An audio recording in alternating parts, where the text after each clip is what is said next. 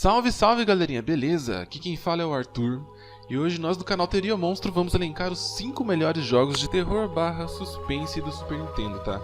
Eu sei que não tem muitos jogos de terror para plataforma de 16 bits da Nintendo, mas por isso nem todos os jogos citados aqui são propriamente de terror, tá? Alguns apenas trazem aquele clima mais sombrio e temas que remetem a esse estilo que a gente tanto gosta, né? Estão preparados? Então solta a vinheta!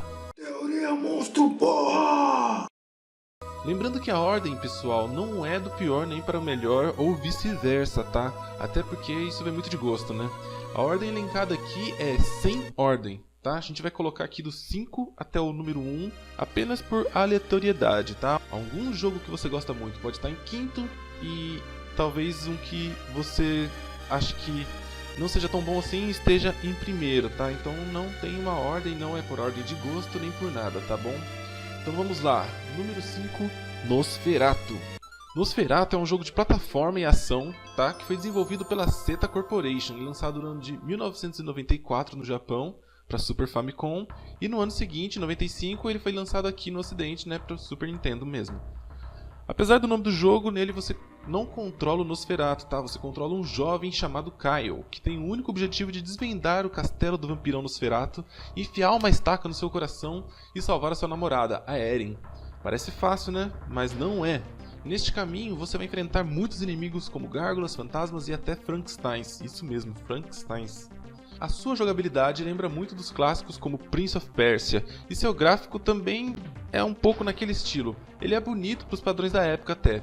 Ele tem algumas CGs bem interessantes e o jogo todo tem um visual escuro, e isso deixa o jogo ainda com um clima mais sombrio. Outra coisa que ajuda muito na temática é a sua trilha sonora, que é muito boa. Eu pelo menos gosto muito, tá? E ela cumpre muito bem o seu papel de deixar o jogador com aquela sensação de incerteza sobre o que virá na próxima tela.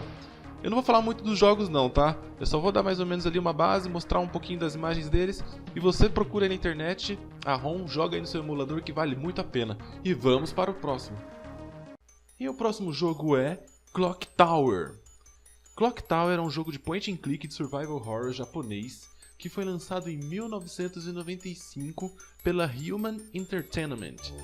Para essa categoria de survival horror, ainda mais para o Super Nintendo, até que o Clock Tower realmente foi um dos pioneiros, tá? Não era muito comum, a gente tinha algumas coisas como Alone in the Dark, outros jogos que para outras plataformas, mas para Super Nintendo em 1995 o Clock Tower realmente foi um expoente, tá? No jogo você controla Jennifer, uma garotinha de 14 anos, que após perder os pais foi morar em um orfanato. Jennifer e mais 3 garotas que moram no orfanato são adotadas por uma professora do orfanato. Essa professora que vive com seu marido em uma mansão isolada da cidade. Após chegar na mansão e tanto a sua nova mãe quanto as suas amigas desaparecerem, cabe a Jennifer resolver o mistério. O clima do jogo é realmente muito sombrio, muito bom mesmo, e por se tratar de um survival horror, você não carrega nenhum tipo de arma ou objeto que possa usar para se defender. Você apenas corre e se esconde. A trilha sonora do jogo também é muito boa e se encaixa perfeitamente na temática do jogo. Recomendo também o download aí da ROM e jogue no emulador, e vamos para o próximo jogo. E em nosso terceiro lugar é o jogo Demon's Crest. Demon's Crest é um jogo de Super Nintendo lançado em 1994. Ele foi desenvolvido e produzido pela Capcom, tá? Ele é um jogo de plataforma e possui fortes elementos de RPG. Demon's Crest faz parte da série Gargoyle's Quests and Ghosts and Goblins. A história de Demon's Crest se passa em um mundo de lendas antigas, onde o planeta ele era dividido em 2 reinos, um reino de humanos e outro reino de demônios.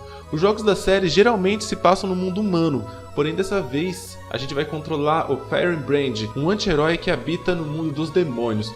Tudo começa quando 6 emblemas mágicos, que eram guardados pelos humanos, são de alguma maneira teletransportados para o reino dos demônios. Cada um está relacionado a um elemento, como a água, a terra, fogo, o ar, tempo e paraíso.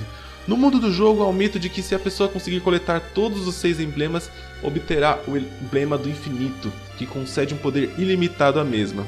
Todos os demônios começaram uma busca implacável e o seu personagem quase estava conseguindo os 6, até que ele é traído por um outro demônio, que era o seu maior rival, que se torna o seu maior rival, e esse demônio rouba todos os emblemas do Firebrand, deixando apenas ele com uma parte do emblema de fogo.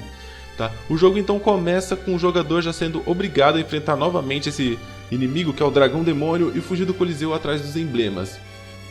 Cada um desses emblemas ele te dá um ataque diferente, uma habilidade diferente, tá? O emblema de fogo, ele é a forma inicial do seu personagem, como você já tem uma parte desse emblema, ele te dá a habilidade de atacar com bolas de fogo. O emblema da terra consegue de habilidade especial de investida, podendo quebrar alguns pilares, né, paredes, etc.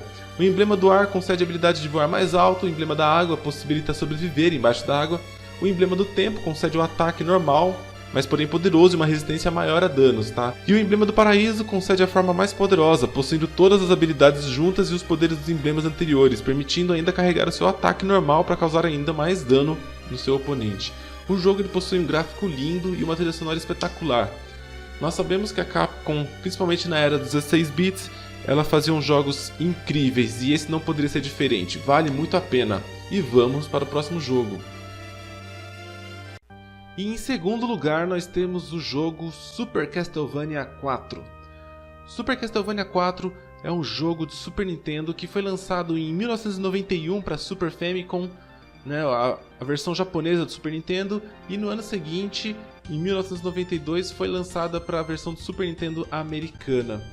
Esse jogo nada mais é do que um remake de um outro jogo também, o Castlevania, que foi lançado em 1986 para o famoso Nintendo 8 bits.